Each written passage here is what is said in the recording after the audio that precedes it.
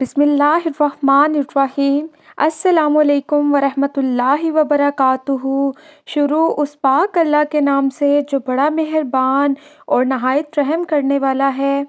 بدر میں عمیر کا اسلام لانا۔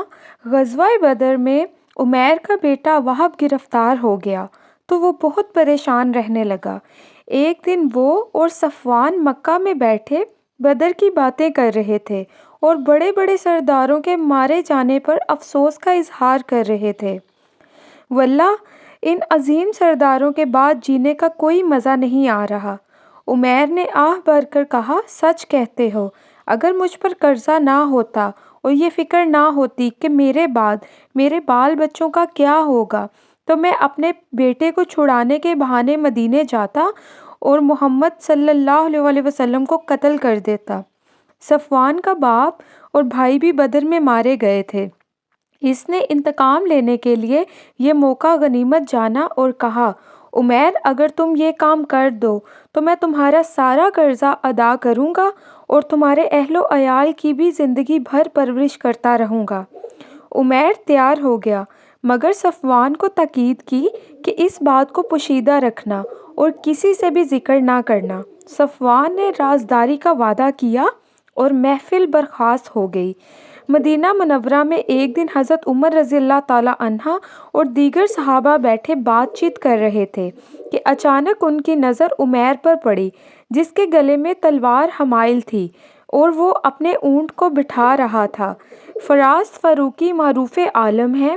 عمیر کو دیکھتے ہی حضرت عمر رضی اللہ تعالیٰ عنہ سمجھ گئے کہ اس کی نیت ٹھیک نہیں ہے۔ جلدی سے اٹھ کر جان دو عالم کی خدمت میں حاضر ہوئے اور عرض کیا، یا رسول اللہ صلی اللہ علیہ وسلم، اللہ کا دشمن عمیر آیا ہے، اس کے گلے میں تلوار لٹک رہی ہے۔ جان دو عالم صلی اللہ علیہ وسلم نے بے فکری سے فرمایا، آیا ہے تو آنے دو۔ حضرت عمر رضی اللہ تعالیٰ عنہ نے باہر آ کر عمیر کی گردن کو وہاں سے دبوچا جہاں تلوار کا پٹا پڑا ہوا تھا اور کہا، چل۔ مزید احتیاط کے طور پر وہاں موجود دیگر صحابہ کرام سے کہا کہ آپ بھی اندر چلے آئیے کیونکہ مجھے اس کی نیت میں فتور معلوم ہوتا ہے۔ جب عمیر اس حالت میں جانے دو عالم صلی اللہ علیہ وسلم کے سامنے آیا تو آپ صلی اللہ علیہ وسلم نے فرمایا، عمر اس کو چھوڑو، عمیر آگے آ جاؤ۔ جب عمیر اس حالت میں جان دو عالم صلی اللہ علیہ وسلم کے سامنے آیا تو آپ صلی اللہ علیہ وسلم نے فرمایا، عمر اس کو چھوڑ دو، عمیر آگے آ جاؤ۔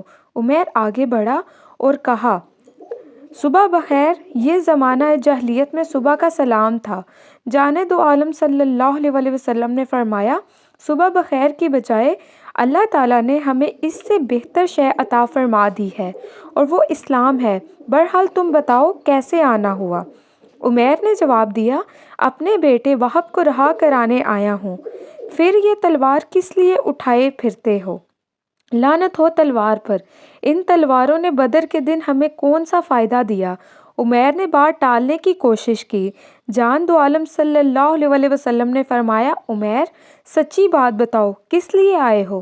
عمیر نے پھر وہی وجہ بتائی، میں بالکل سچ کہہ رہا ہوں کہ فدیہ دے کر اپنے بیٹے کو چھڑانے آیا ہوں۔ جان دو عالم صلی اللہ علیہ وسلم نے فرمایا، نہیں عمیر، تمہاری آمد کا یہ مقصد نہیں ہے۔ اصل بات یہ ہے کہ تم اور صفوان فلاں جگہ بیٹھ کر بدر کی باتیں کر رہے تھے۔ تم نے کہا کہ اگر مجھے قرضے اور بال بچوں کی فکر نہ ہوتی تو میں جا کر محمد کو قتل کر دیتا۔ صفوان نے کہا، تیرا قرضہ میں ادا کروں گا اور تیرے اہل و عیال کی کفالت میں کروں گا، چنانچہ تم مجھے قتل کرنے چلے آئے۔ جان دو عالم صلی اللہ علیہ وسلم کی زبان سے اپنی خفیہ ترین سازش کی تمام تفصیلات حرف بحرف سن کر عمیر دنگ رہ گیا اور بلملا پکار اٹھا، میں گواہی دیتا ہوں کہ اب اللہ کے سچے رسول، اس سے پہلے ہم آپ وحی کے سلسلے میں جھٹلاتے رہے ہیں، مگر میری اور صفوان کی یہ گفتگو اتنی رازدارانہ تھی کہ ہم دونوں کے سوا کوئی بھی مطلع نہیں تھا۔ بلا شبہ اللہ تعالیٰ ہی نے آپ کو اس سے آگاہ کیا ہے۔ الحمدللہ کہ اس بہانے میری ہدایت کا سامان ہو گیا اور مجھ پر حق واضح ہو گیا۔ جان دو عالم صلی اللہ علیہ وسلم نے صحابہ کرام سے فرمایا، اب یہ تمہارا بھائی ہے، اس کو دین سکھاؤ اور مسائل وغیرہ سمجھاؤ۔ حضرت عمیر رضی اللہ تعالیٰ عنہ نے عرض کیا، یا رسول اللہ، اس سے پہلے میں نے اسلام کی بہت مخالفت کی ہے، اب جی چاہتا ہے کہ بھرپور انداز میں تبلیغ کروں اور اہل مکہ کو ایمان کی دعوت دوں۔ جان دو عالم صلی اللہ علیہ وسلم نے بخوشی اجازت دے دی۔ ادھر صفوان خوش ہو رہا تھا اور سب لوگوں سے کہتا پھر رہا تھا کہ تم لوگ عنقریب ایسی خوشخبری سنو گے کہ بدر کا سارا غم بھول جاؤ گے۔ مگر جب عمیر رضی اللہ تعالیٰ عنہ نے واپس جا کر اسلام کی تبلیغ شروع کر دی اور صفوان سے کہا کہ اگر تم ہمارے سرداروں میں سے ایک معزز سردار ہو، تم ہی بتاؤ کہ بے جان پتھروں کو پوجنے اور ان کے لیے چڑھاوا چڑھانے کی کیا تک ہے، یہ بھی بھلا کوئی مذہب ہے؟ صفوان کیا کر سکتا تھا، خاموشی سے سنتا رہا اور اپنی تمناؤں کا خون بہتے ہوئے دیکھتا رہا۔ سبحان اللہ، ماشاء اللہ۔ اگر آپ کو میرا واقعہ پسند آیا ہو تو میری ویڈیو کو لائک کیجئے اور ساتھ لگے ہوئے بیل آئیکن کو ضرور دبائیے گا تاکہ میری آنے والی نیو ویڈیوز آپ تک پہنچ سکیں اور آپ لوگ دیکھ سکیں، اور دعاؤں میں یاد رکھیے گا۔ اللہ حافظ۔